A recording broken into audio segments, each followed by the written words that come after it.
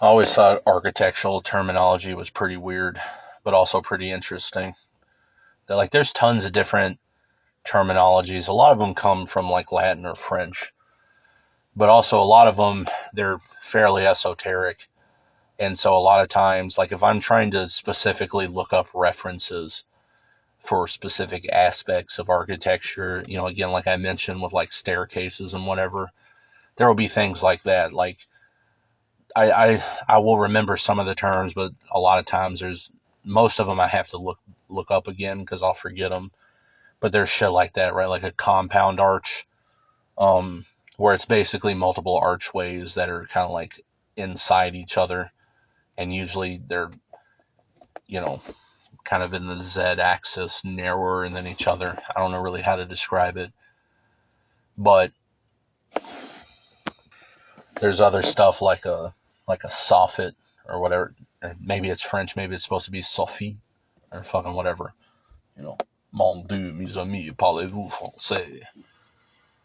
But yeah, like everybody has seen one, even if you don't know what it's called, right? Like the part of a roof that kind of hangs off the side of the building, right? Yeah, that's what that is. But a lot of the terms are things that like I don't even remember most of the time. If I want to look up specific architectural references, I'll have to look them back up. But at the same time, they're those kinds of things where like if I showed you a picture of it, you would be like, oh yeah, that thing, you know. But like I had mentioned with staircases, you know, what most call the banister, they call the whole thing a banister, but technically it's the part like horizontally running across the top that you put your hand on. Technically, that's the banister. Or like the newels are like the biggest posts that kind of support the rail. And then there's like, so there's a difference between a banister and a baluster, but then a balustrade or balustrada or whatever the fuck you're supposed to pronounce, um, that's essentially kind of like a decorative handrail.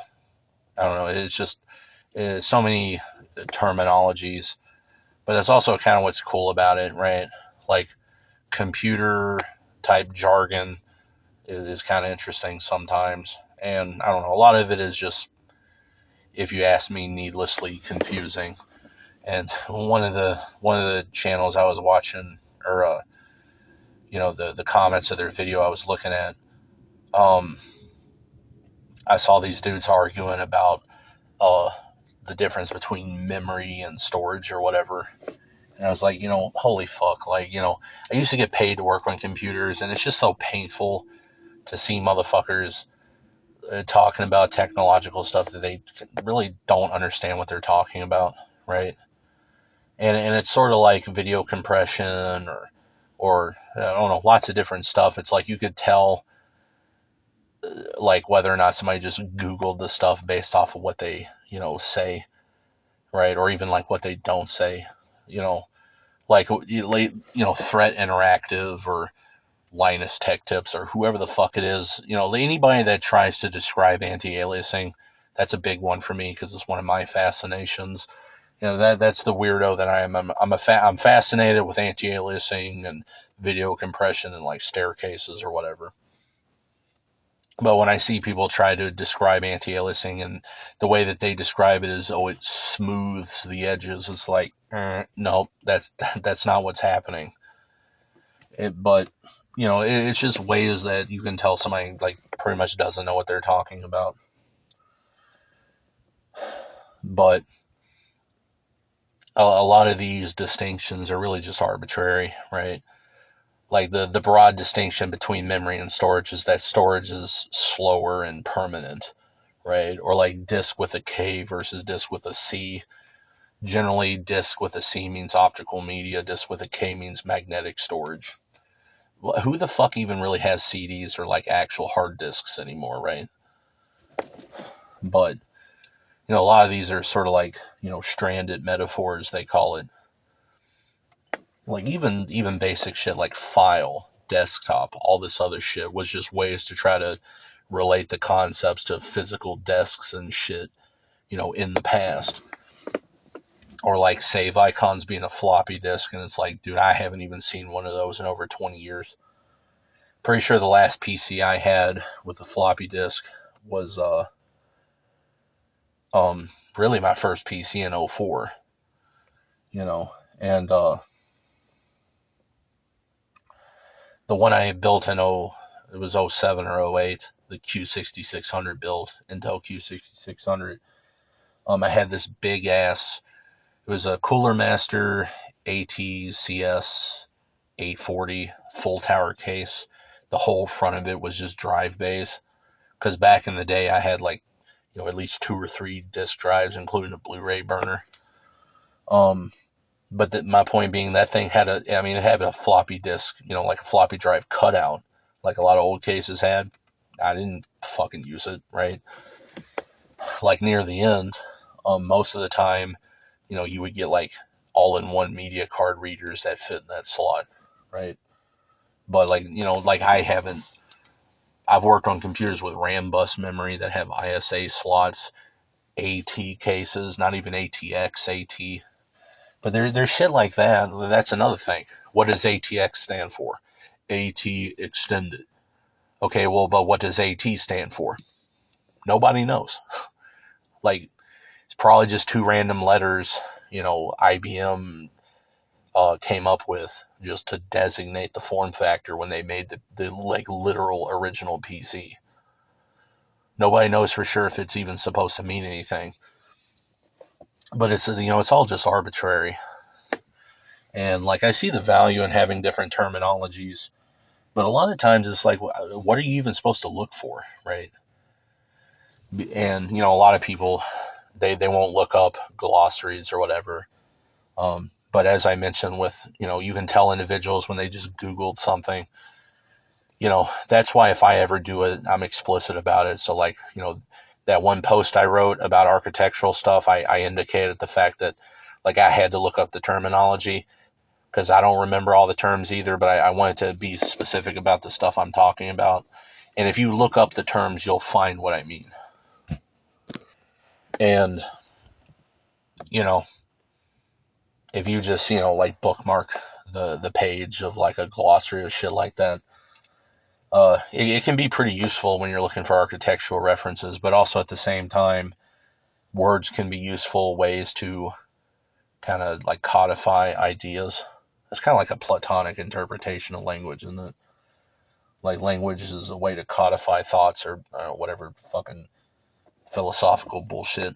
But, once you're aware of things like that, rise and run and baluster and newell and, soffit or, plinth or this or that, you see them all the time. You just might not realize there's a name for them. But, once you know that they have a name, it's kind of, in a way, makes it easier to see them. I was always fascinated with architectural stuff, but as I mentioned in one of the last videos, a lot of individuals, they just make stuff off of what feels correct, even if it would be a structure that makes no sense in reality. And part of that is the fun of it. Real world structures aren't necessarily, fun to walk around in. They can be interesting, but, there is sort of improvised, different stuff and this and that. But, I think a lot of times, even if somebody is kind of directed towards making realistic looking stuff, they might be kind of artificially gimped by the fact that they just don't even know what the stuff is called, right? I was having an issue with that recently on a Half-Life related video, because I was trying to look up examples of cisterns, like ancient cisterns, that they're used for water storage, but they could also kind of passively diffuse or whatever. It's called capillary action or something. However, it is, if that's a thing, at least as far as the terminology, it must be like a combination design. Because as far as I'm aware, if something water could go into from externally, that would be a well, not a cistern, right? But it's I swear I knew about cisterns that basically the water collected in them automatically. I mean, maybe there is, and I'm just, again, I don't know what fucking term to look up. But my point had been that, somebody had a hypothesis for Half-Life 1 where the flooded stuff in apprehension could have been Black Mesa, like illegally, gathering, pumping water or whatever. But as I had mentioned, if it had been a long abandoned part of the facility, it's possible that it could, the water could just diffuse through the concrete over time and just collect in there. And if it's, you know, depending on the position of the water table, that could also explain why it doesn't, fill up any further than it already has, right?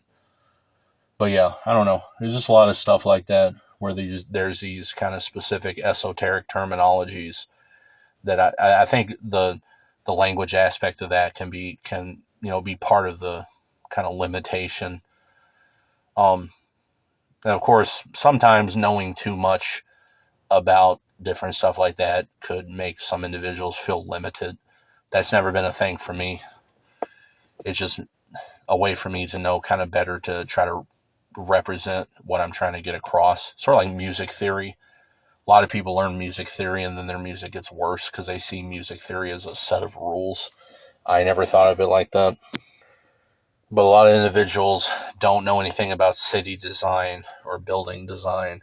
So they hypothetically could make layouts that are realistic and also interesting simultaneously. But in practice, you don't see it that often. So like for an example, there was this, I think it was Red Faction Gorilla or something like that.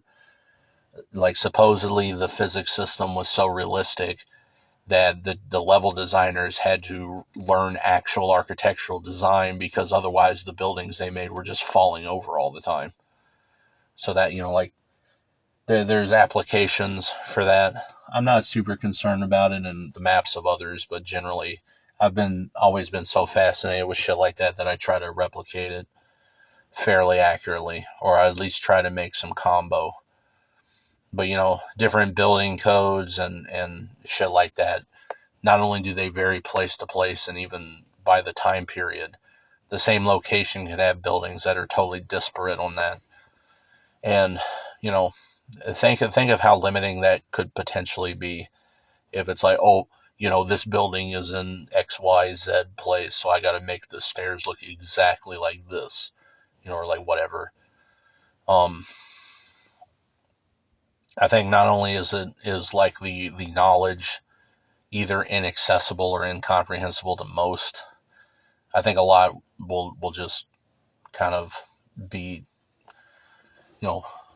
like in practice limited by the knowledge, which kind of sucks. But I don't know. I guess I've always been analytical anyway, but knowing more about this stuff just would enhance my appreciation and actually, for me, make the creative process kind of like more free flowing or whatever. It's hard to describe.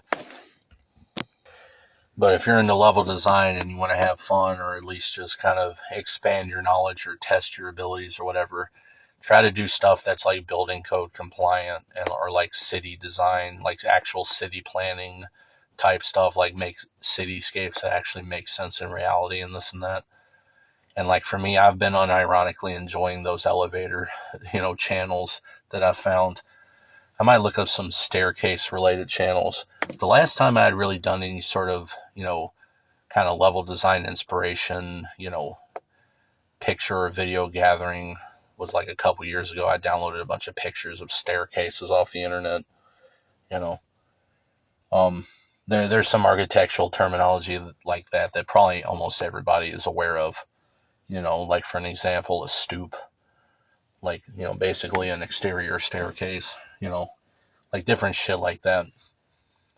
Or like plinths are one that if somebody's not aware of the term, they probably every map they make has them somewhere, right? Some words have interesting etymological origins. So, for an example, a cervix is just a curve in Latin, or like a fornix is an archway, like opening or whatever. You start to understand how they develop their modern meaning in English, but yeah, I don't know. The linguistics part of that I also find really cool. I love just words, just playing with words in general. I'm going to go ahead and end this video here.